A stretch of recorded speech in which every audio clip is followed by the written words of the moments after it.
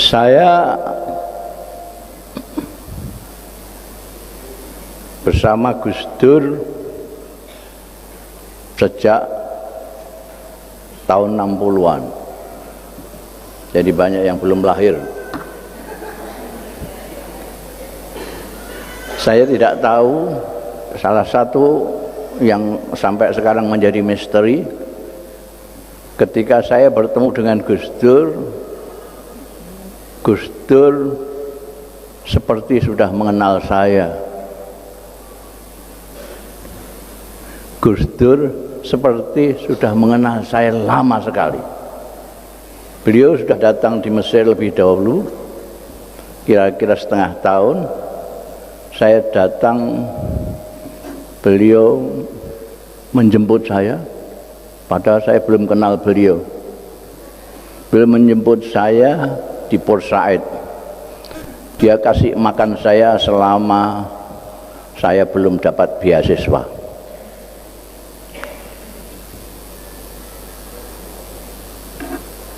Tapi itu tidak penting. Yang penting karena saya di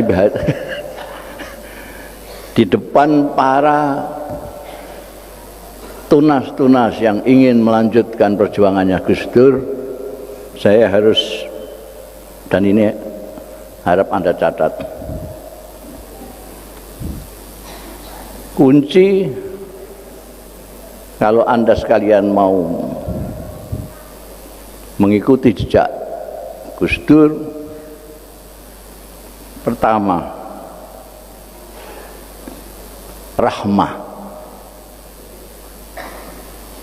Rahmah itu kasih sayang.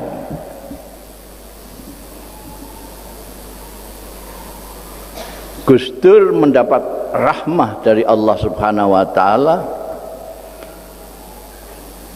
dan dari rahmat dari Allah taala itu beliau merahmati sekalian umat Islam. Ini kunci yang kedua. Karena itu Gus Dur concern yang luar biasa adalah soal kemanusiaan, nomor satu. Baru kebangsaan, baru yang lain-lain termasuk ke NU-an segala macam. Jadi kalau kita bicara soal ukhuwah nahdiyah, ukhuwah islamiyah, ukhuwah watoniyah, ukhuwah basyariyah atau insaniyah, banyak di antara kita yang mandek di bawah-bawah ini.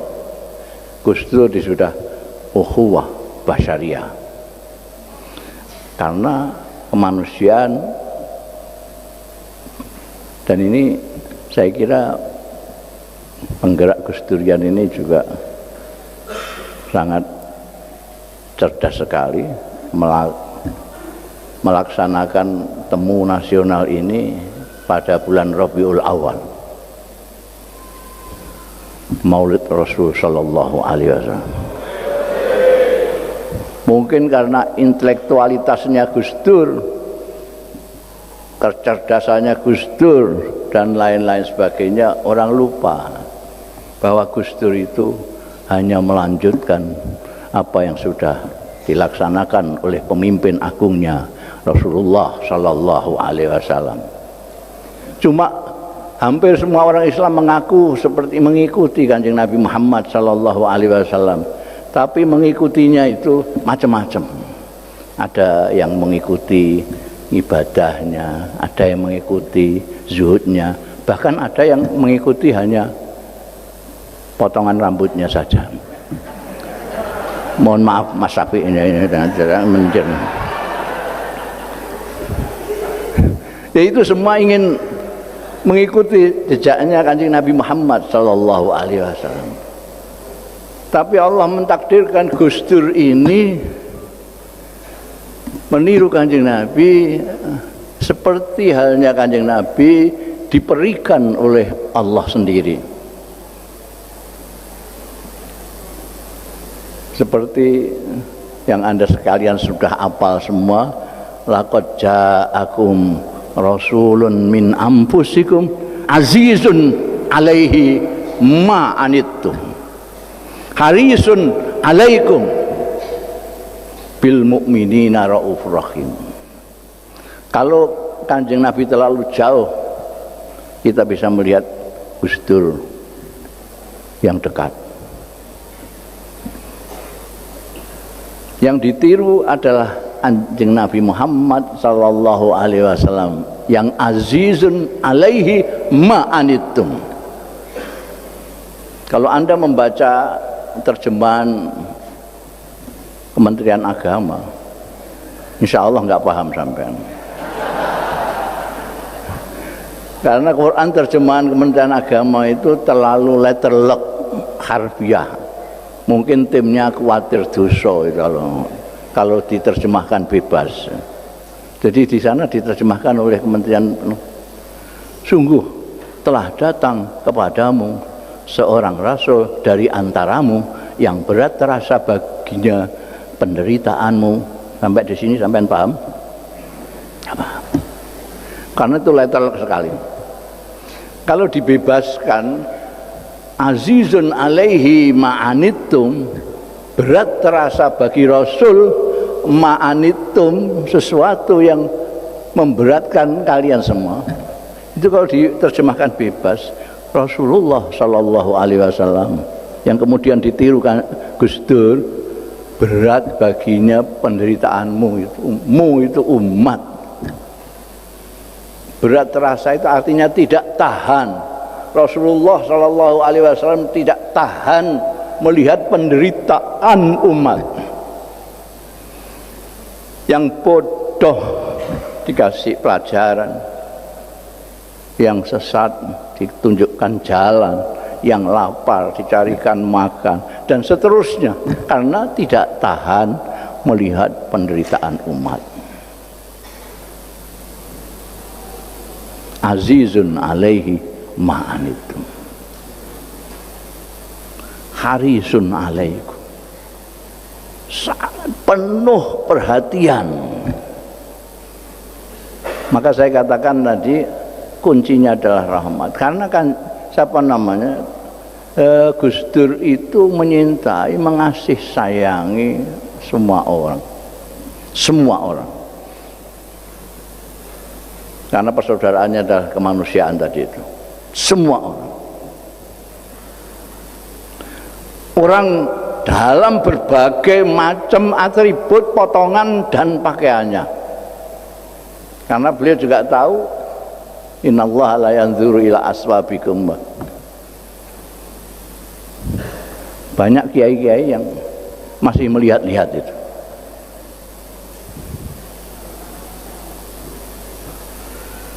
Saya masih ingat ketika Gus Dur menjadi Ketua Dewan Kesenian Jakarta, kemudian jadi juri Festival Film Indonesia. Ada kiai yang kiai kok begitu, malah ada yang mengistilahkan Dewan Kesenian itu Dewan Ketoprak. Kiai kok jadi pengurus ketoprak gitu. Gus Dur tidak pernah melihat orang dengan atributnya. Orang kok begitu, orang kok begitu. Semua orang. Karena memang Gus Dur itu, ini nanti akan, kalau saya tidak lupa akan saya beritahukan kepada Anda kenapa Gus Dur lain dengan yang lain. Karena beliau memang lain. Beliau istiqomah di dalam memegang persaudaraan kemanusiaan. Beliau istiqomah di dalam berjuang. Beliau istiqomah di dalam mengasihi orang lain. Dan beliau istiqomah belajar. Banyak orang yang baru tamat sanawiyah saja sudah berhenti belajar. Akhirnya jadi ustadz-ustadz yang meresahkan umat. Gus Dur itu orang menyangka masing-masing menduga sendiri-sendiri. Gus Dur ini wali, Gus Dur ini intelektual, Gus Dur ini jenius, Gus Dur ini. Karena beliau mempunyai banyak.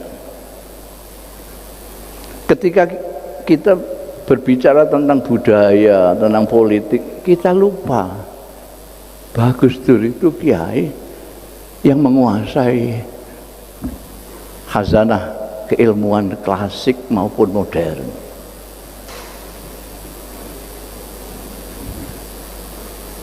Beliau ada yang tahu bahwa Gus Dur itu apal Tanwirul Qulub. Sampean kitabnya aja nggak tahu. Apa?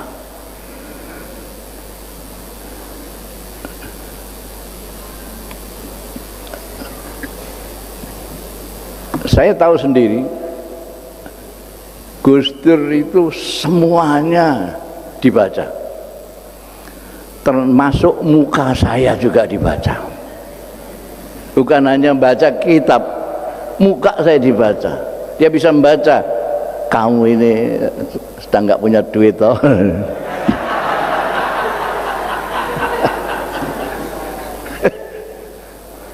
Membaca. Saya mulai beliau membaca sambil gelantungan di bis sampai tahu beliau membaca begini, masih membaca dekat sekali ini, karena netranya sudah terlalu bermasalah karena banyak membaca dan di tempat mana. Salah satu barokahnya Gus Dur, saya dekat Gus Dur itu, saya jadi suka membaca juga. Asalnya enggak. Saya kalau pergi dengan Gus Dur, dan Gus Dur itu sangat suka pergi dengan saya, nggak tahu sebabnya apa. Itu di mana-mana dia bawa buku, nunggu bis, naik bis, antri karcis bioskop. Itu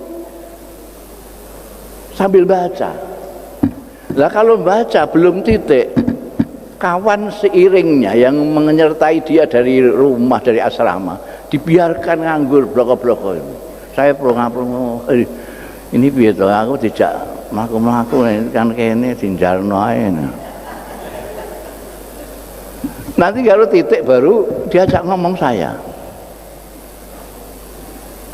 Wah, ini kalau begini saya, kalau rugi saya ini. Maka lain kali ketika dia ngajak pergi, saya bawa buku. Jadi kalau dia baca, saya baca. Beliau sudah selesai, saya belum, saya diamkan aja.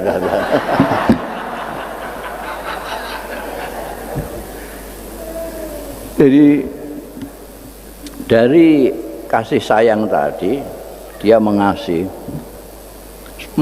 semua orang, mempunyai wawasan sedemikian luas, tentu membaca. Karena itu jadi Gus Durian ini perlu diajari untuk senang membaca dan cara membaca yang benar, supaya banyak yang diketahui, sehingga semua orang-orang penting, orang-orang hebat, kalau Anda selidiki pasti dia tukang baca. Dan Gus Dur mungkin saingannya membaca itu hanya Bung Karno.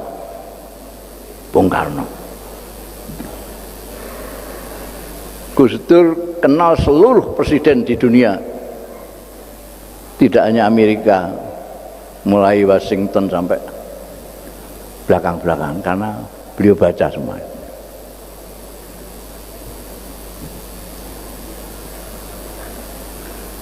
Beliau ngerti sejarahnya ulama-ulama abad kesekian, mulai abad pertama, abad ke-7 sampai belakangan Imam Nawawi, karena beliau membaca.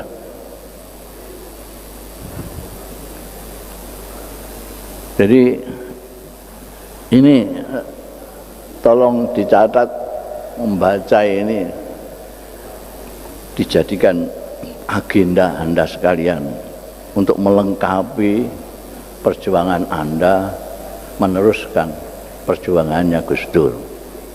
Ini penting. penting sekali.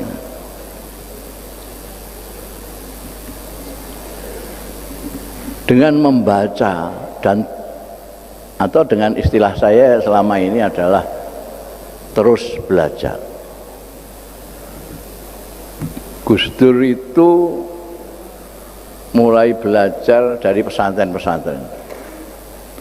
Beliau adalah sisa-sisa Laskar Panjang, sisa-sisa kiai kuno yang suka mondok di sana.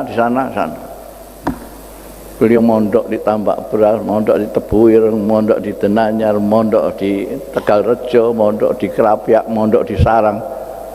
Dulu memang kiai yang zaman kuno itu mempunyai tradisi mondoknya terus menerus. Karena misalnya di Tebuireng takhasusnya adalah hadis, di Kerapiak Al-Quran, di sini jadi diratani oleh siapa namanya Gus Dur.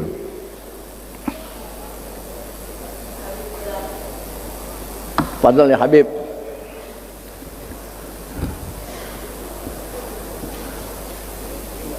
ini Habib Hilal Al-Aidid, ditunggu semalam untuk membaca puisi, datangnya baru sekarang.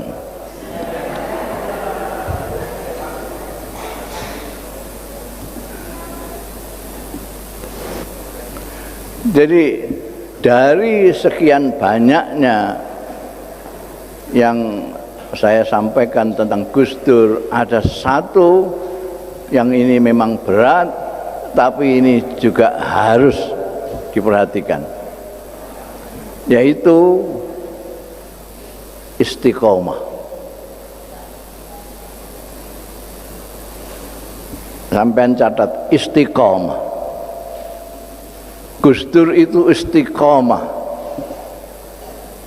di dalam belajar, istiqomah di dalam berbuat baik kepada orang, istiqomah dalam mengasihi sesama, istiqomah di dalam berjuang untuk negerinya, istiqomah dalam segala hal. Tapi berat sekali. Jadi yang terberat yang saya lihat, pelajaran yang berupa Gus Dur itu adalah istiqomah ini.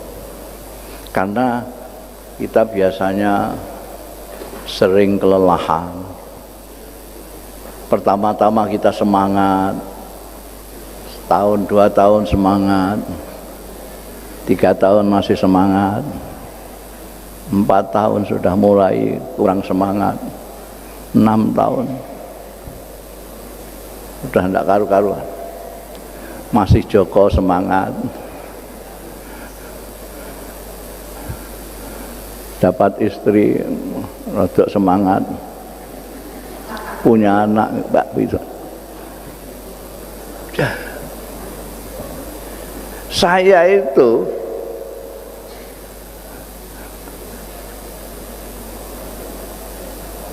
dengan Gus Dur itu, dulu kalau saya ke Jakarta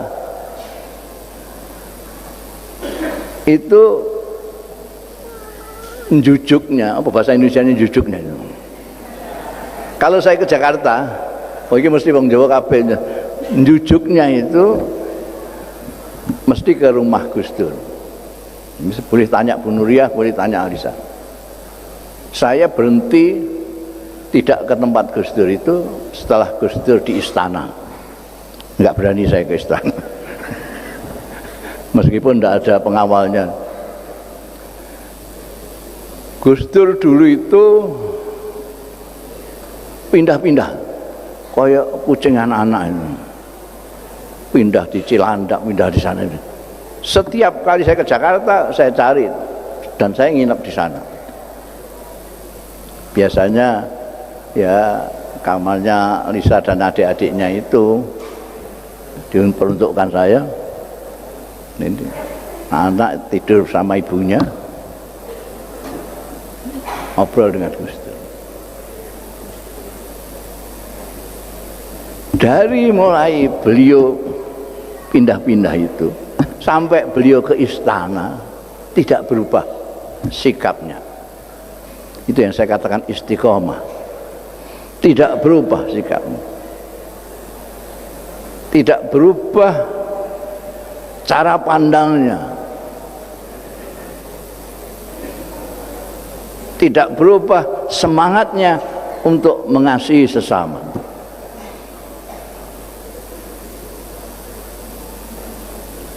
Sejak tinggal tempat yang Anda bayangkan saja, sekian bulan, tidak sampai tahunan pindah lagi ke sana, pindah lagi. Itu ketika ngobrol sama dengan ketika kita ngobrol di Mesir dulu. Yang dibahas tentang manusia, tentang Indonesia.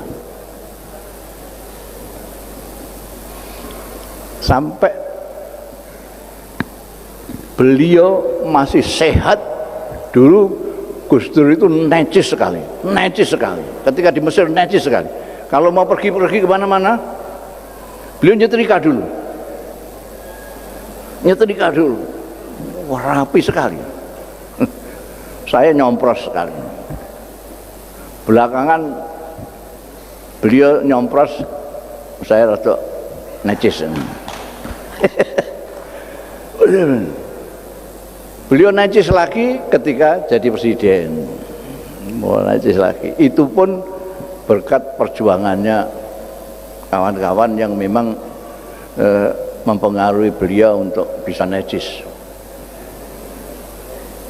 Sebelumnya Gus Dur itu jadi narasumber seminar ke seminar itu gelantungan di atas bis, pakai baju batik kutungan yang seminggu nggak salin itu.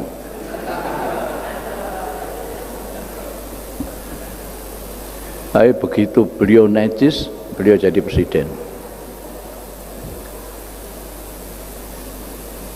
Itu tidak pernah goyah, tetap pandangannya, tetap pikirannya, tetap perjuangannya tetap.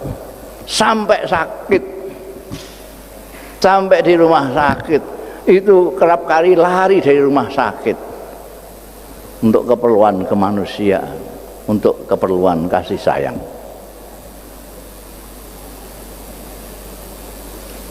Saya kalau lihat kiprahnya, kadang-kadang beliau dari luar negeri datang ke airport, nanti dari rumah dibawakan koper lagi untuk pergi ke daerah mana. Pernah dari Amerika langsung Tulungagung. Ini enggak, akal saya enggak menutup ini biasanya. Tahan pada apa?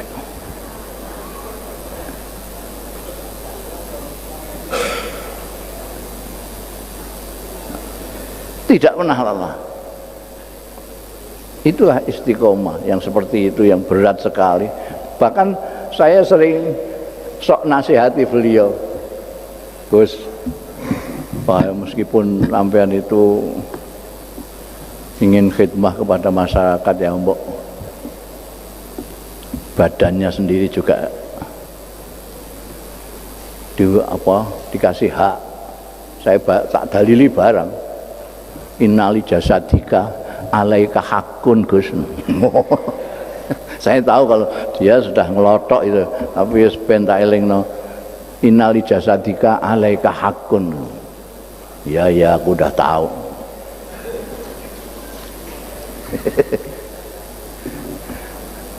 Karena apa yang dipikirkan, fokus daripada Gus Dur itu kemanusiaan dan paling tidak kebangsaan. Jadi yang lain-lain itu bagi beliau kecil. Kecil. Bahkan ngantek ngurusi NU itu kecil. Kecil. Ngurusi politik kecil. Saenake ngono ae. Gini aja kok repot. Itu kan begitu aja kok repot, itu menunjukkan bahwa beliau memang menganggap kecil semuanya. Kecil. Sementara kita ini menganggap itu sudah luar biasa. Wah, ini perkara gede ini. Ya kecil. Saya pernah tahun 70-an Jakarta, diajak ngelencer beliau nyetir sendiri, nggak tahu itu mobilnya siapa, nyetir sendiri, padahal beliau ini sudah nggak begitu melihat. Nyetirnya itu juga tidak seperti pekerjaan yang berat gitu, ayo makan, lu berarti nanti kok kayak orang nyengklak sepeda ontel lah ini.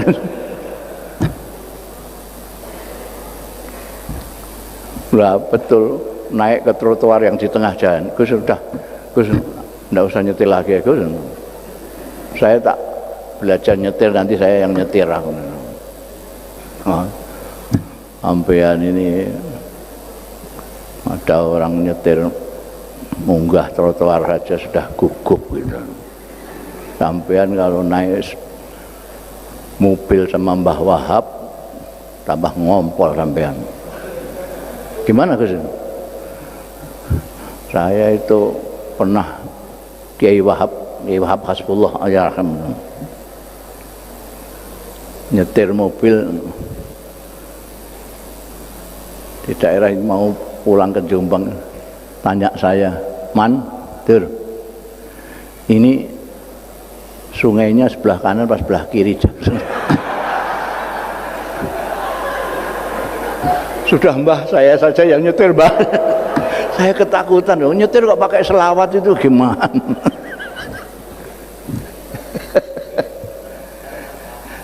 Jadi ini kok jadi kemana-mana ini gimana ini? Saya menceritakan semua ini ya itu sebagai nasihat saya kepada Anda yang ingin mengikuti Gus Dur. Pertama, sampean berusaha istiqomah. Untuk bisa istiqomah ini harus jangan berlebih-lebihan dalam segala hal. Orang yang berlebih-lebihan dalam segala hal yakin tidak akan bisa istiqomah, tidak bisa adil.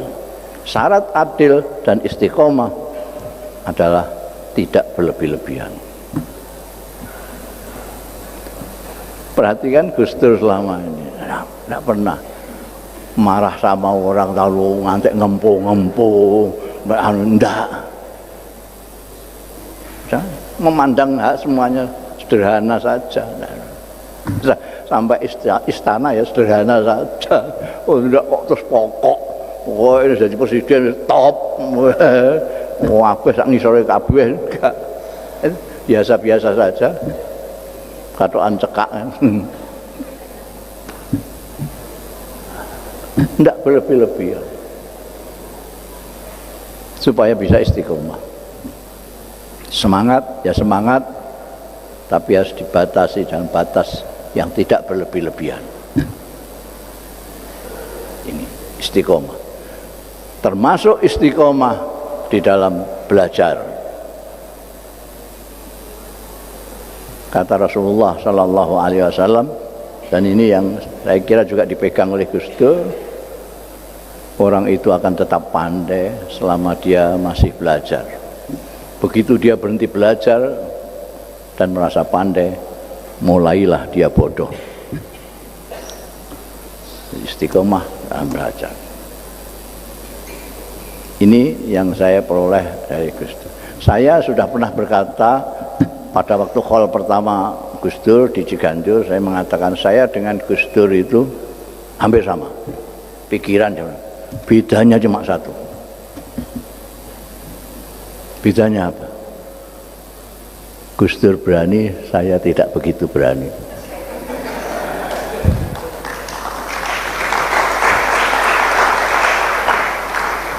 Kenapa Gus Dur berani? Kenapa Gus Dur berani dan kita tidak? Karena makomnya Gus Dur yang dilihat hanya Allah Subhanahu wa Ta'ala. Nah ini berat lagi, tidak akan saya sampaikan sampai ini untuk nutup omongan saya. Ini pol. Gus Dur tidak takut sampai bully, sampai cemooh, sampai apapun, asal Tuhan tidak membuli, tidak mencemooh, tidak memarahinya. Ini juga berat.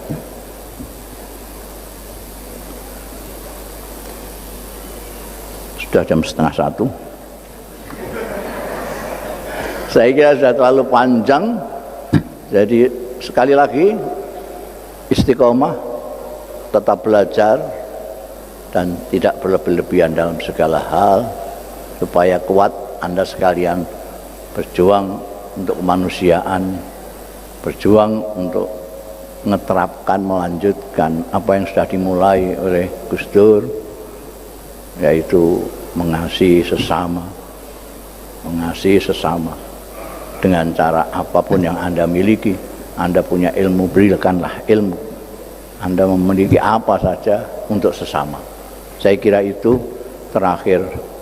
Marilah kita sekali lagi dengan tulus hati membaca suratul Fatihah untuk Kanjeng Nabi Muhammad sallallahu alaihi wasallam wa alihi wa nisa'i wa dzurriyyati wa sahabati wa jami'i ikhwanihi minal anbiya al mursalin malaikatil muqarrabin wa tabi'ina wa tabi'ihim la yaumil.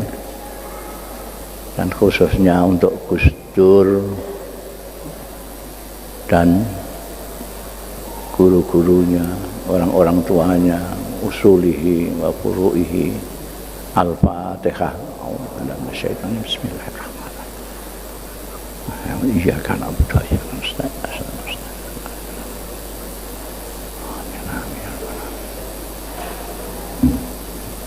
Akhirnya